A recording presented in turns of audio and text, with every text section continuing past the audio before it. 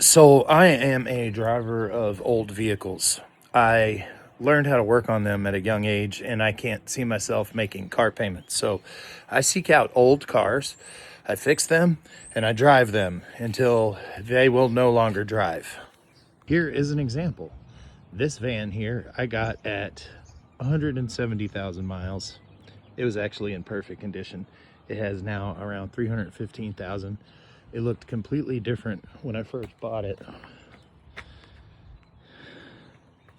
It was super clean and super awesome. I paid like $4 grand for it. It's been in a few accidents. I sold it to my friend. He hit a deer. He sold it back to me. I rebuilt the front and it keeps on going. The wheel bearing blew out on Christmas and I just replaced that the other day.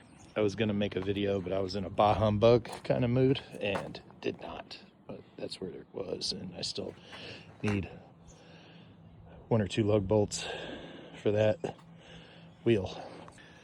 This guy right here, a friend of mine gave me a few months back. It was sick in his driveway and the city was getting on to him because it was an abandoned looking vehicle that the city did not approve of any longer. So he gave it to me. Honored I was to take it into my possession so I could make it run again. When I showed up to pick it up, it did, however, have a box of tissues next to it and a thermometer hanging out of its mouth. So I gave it some electrolytes, a little bit of stuff to make its stomach feel better, and then drove it home. And now I need to change the filter screen in the transmission. It's not slipping, but it is not moving when it needs to. It's very sluggish. It warms up, it drives better, but it started doing it when it was warm too. So I figured I need to do this soon to see if it fixes it. The reason why I'm doing the transmission fluid is because it's inconsistent. It could also be the torque converter, but I believe the torque converter would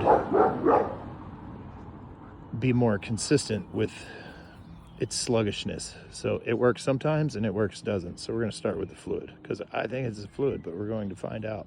So while I'm doing the cleaning of the stairwell and prepping for Venetian plaster, I may try to get this thing up and drain the fluid out of the pan so I can start that process.